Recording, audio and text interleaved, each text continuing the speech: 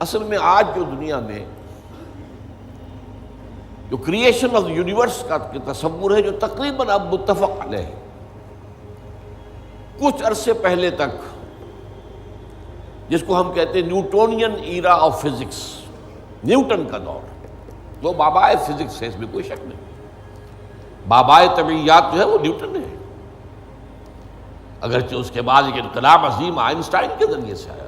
اب یہ آئنسٹائن کا دور ہے جس میں ہم سانس لے رہے ہیں، لیکن یہ کہ بابائے طبیعیات نیوٹن۔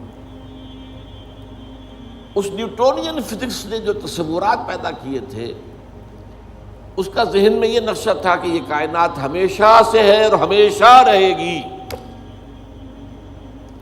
مادہ ہمیشہ سے ہے اور ہمیشہ رہے گا، میٹر از انڈسٹرکٹیبل، مادہ ختم ہو ہی نہیں سکتا، وغیرہ وغیرہ وغیرہ وغیرہ، ہماری تفصیل میں نہیں جا سکتی۔ آج ہمیں معلوم ہو گیا ہے، اور اس پر اجماع ہے تقریباً فزکس کا اور کافی عرصے سے، this universe has a beginning, اور اس کو نام دیا گیا بگ بینگ۔ کتنے بلینز اینڈ بلینز اگو، ایئرز اگو، ایک بہت بڑا دھماکہ ہوا تھا، بگ بینگ، اور اس سے کائنات کا آغاز ہوا۔ اور نمبر دو، اس کا ایک اینڈ بھی ہے، الی اجل مسمى، جسے قرآن کہتا ہے۔ یہ کائنات ہمیشہ کے لیے نہیں ہے، الی اجل مسمى، ایک خاص مدت معینہ تک یہ رہے گی، اس کے بعد خاتمہ ہو جائے گا اس کا، یہ ہمیشہ کی نہیں۔ تو بگ بینگ سے جو ایک نظریہ شروع ہوا کہ شروع میں کیا تھا، ذرات تھے، بہت چھوٹے بہت چھوٹے بہت چھوٹے بہت چھوٹے، فوٹونز، ان میں حرارت اتنی تھی، ٹریلینز ڈگری آف فارنہائٹ یا سینٹی گریڈ جو چاہیں کہیں، and they were running away from each other. یہ تھی first stage of the creation of this material world. پھر یہ ذرات جو ہیں یہ مل جل گئے، اس سے گیلیکسیز وجود میں آئی، گیلیکسیز ایک دوسرے سے بھاگ رہی ہیں، آج بھی مانا جا رہا ہے ایکسپینڈنگ یونیورس، یہ کائنات ابھی پھیل رہی ہے، اور گیلیکسیز کے درمیان فاصلہ بڑھ رہا ہے۔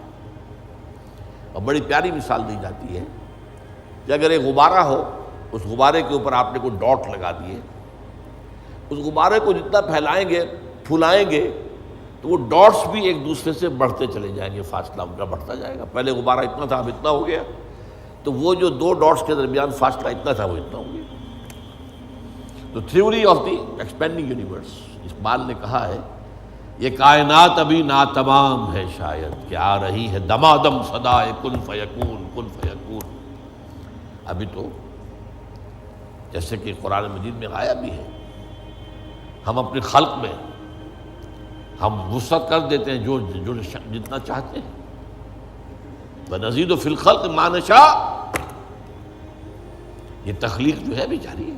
بہرحال اس کے بعد وہ دور آیا کہ پھر یہ گیلیکسیز کے اندر یہ کرے بنے اور سٹارز بنے، اور پھر وہ کرے ٹھنڈے ہونے شروع ہوئے۔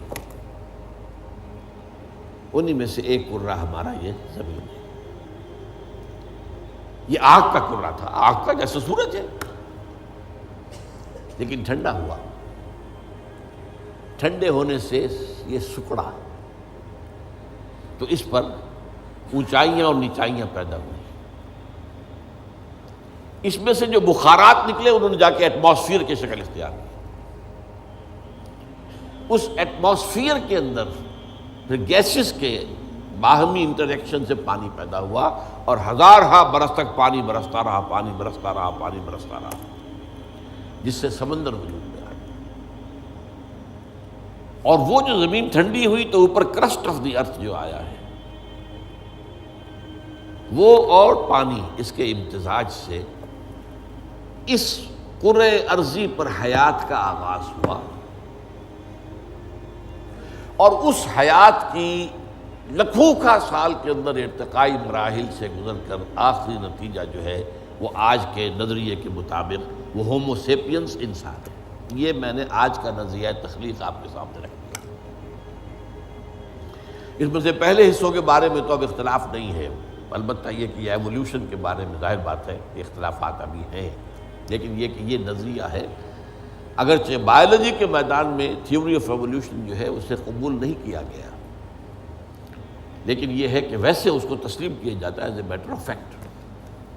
انسان کی سوچ میں، سوشل سائنسز میں ہر چیز کے اندر جو ہے وہ تھیوری آف ایولیوشن گھس چکی ہے۔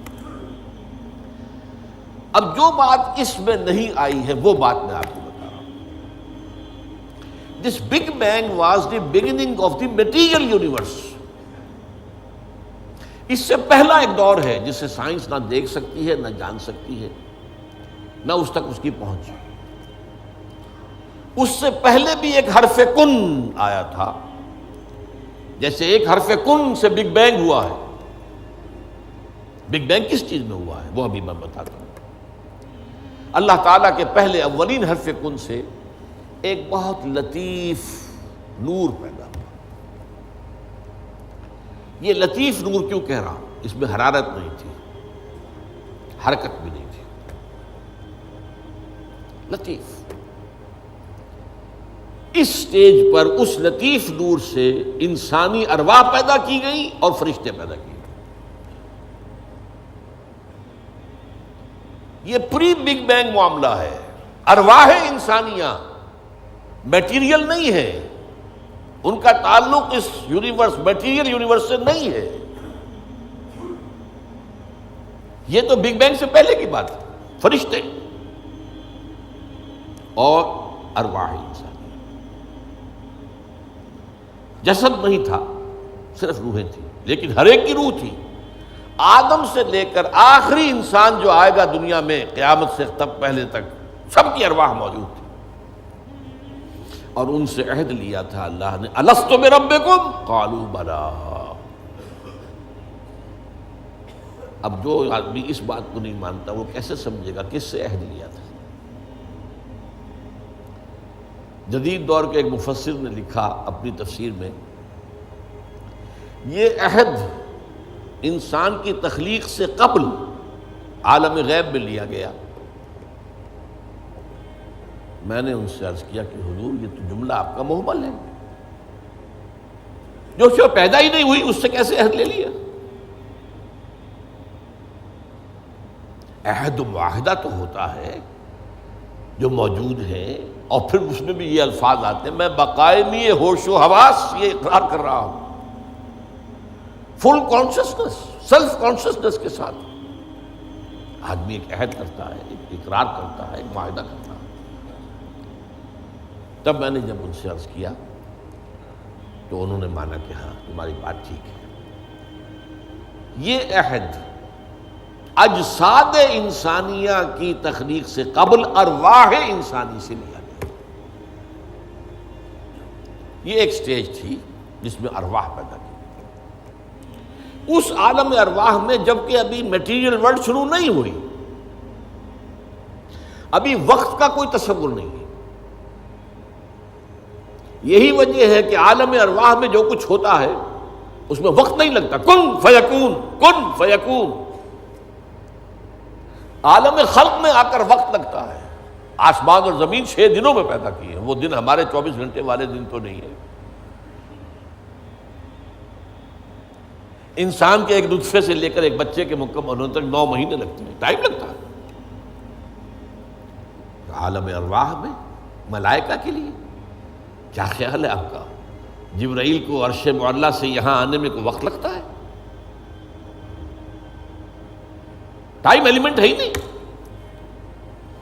ابھی یہ اس دور کی پیداوار ہے جبکہ ابھی ٹائم پیدا ہوا ہی نہیں۔ ٹائم اینڈ سپیس جو ہے یہ کانسیپٹ ہے بگ بینگ کے بعد کا۔ حرکت بھی ہے تو اسی کے بعد جو وقت کا تصور پیدا ہوگا، یہ پاسنگ ٹائم۔ لہذا یہ ارواح انسانیہ پیدا کی گئی جبکہ ابھی میٹیریل یونیورس کی ابتدا نہیں ہوئی تھی، اور ان کو ایک کولڈ سٹوریج میں رکھ دیا گیا۔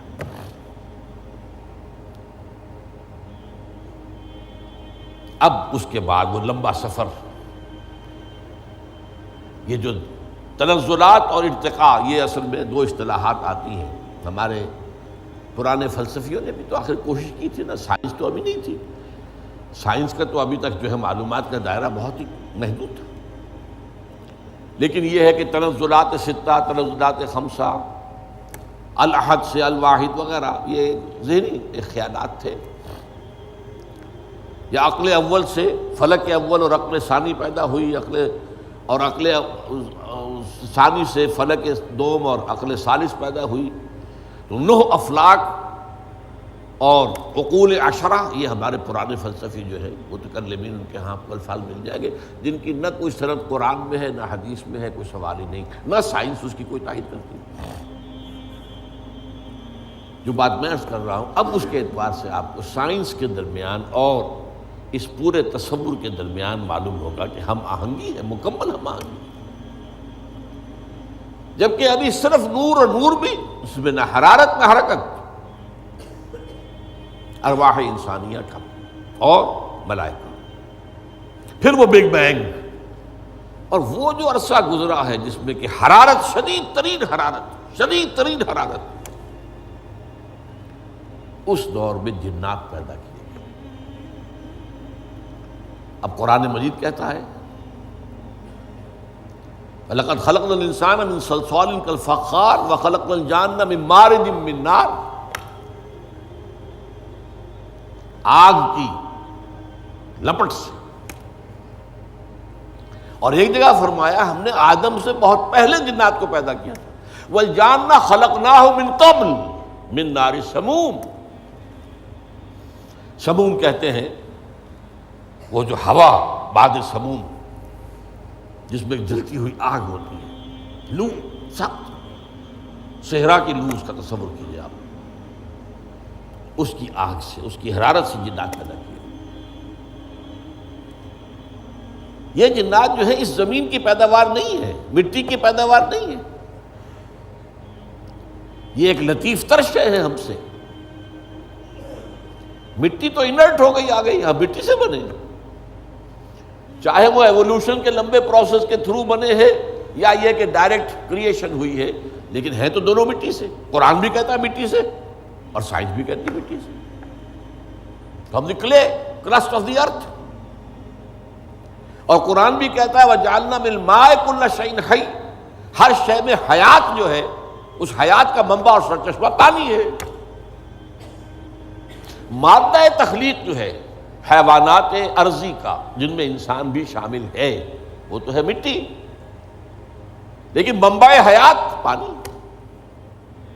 فَجَعَلْنَا مِنَ الْمَاءِ كُلَّ شَيْءٍ حَيٍّ، اور یہی سائنس کہتی ہے کہ سمندر کے کنارے پر، دلدلی جگہوں پر، وہاں کیا ہوتا تھا کہ ابھی پانی پیچھے ہٹ گیا ہے، پھر پانی آ گیا ہے، پھر پھٹ گیا ہے، یہ تعامل چل رہا ہے، اور اس کے نتیجے میں وہاں جو کیمیکل کمپاؤنڈز تھے، اس کے بعد آرگینک کمپاؤنڈز بنے، اس کے بعد اسی کے اندر جو ہے جو حیات کا جرثومہ پیدا ہوا، ایک سیل امیبا، یہ ان کا کہنا ہے۔ میں اس وقت اس کی نہ تصدیق کر رہا ہوں نہ تردید کر رہا ہوں، جو بتا رہا ہوں آپ کو کہ دونوں کا ایک یہ جو ہے بات متفق علیہ ہے کہ مٹی سے اور پانی سے بنے، اس میں کوئی اختلاف نہیں۔ اب یہ سلسلہ جو چلا ہے، اب وہی کہانی جو ہے دہرائی جا رہی ہے، وہی ایک سیل سے رحم مادر میں بچہ پروان چڑھ رہا ہے، جو ہو سکتا ہے 9 ملینز آف ایئرز میں ہوا ہو۔ ایک جرثومے سے لے کر انسان تک کا معاملہ وہ رحم مادر میں 9 مہینے میں ہو رہا، یہ سیم پروسیس، سنگل سیل، اور اس کے یہ مراحل ہیں۔ تو زندہ تو ہے، نطفہ بھی زندہ، علقہ بھی زندہ، مضغہ بھی زندہ، ماں کی طرف سے آنے والا بیضہ بھی زندہ، مرد کے نطفے اور ماں کے بیضے سے امتزاج سے وجود میں آنے والا زائگوٹ، نطفۃ امتحان، وہ بھی زندہ۔ لیکن جب 120 دن ہو جاتے ہیں تو اب یرسل الملک، اب وہ فرشتہ بھیجا جاتا ہے، وہ رحم مادر میں، وہ روح، اس کی روح، میری روح جو وہاں تھی، وہ لا کر میری والدہ کے رحم میں وہ جو میرا حیولہ وجود میں آیا تھا اس کے اندر پھونکی گئی ہے، تب میں بنا ہوں، میرا وجود انسان کی شکل اختیار کیا ہے۔ یہ ہے در حقیقت قرآن مجید کا جو حقیقت انسان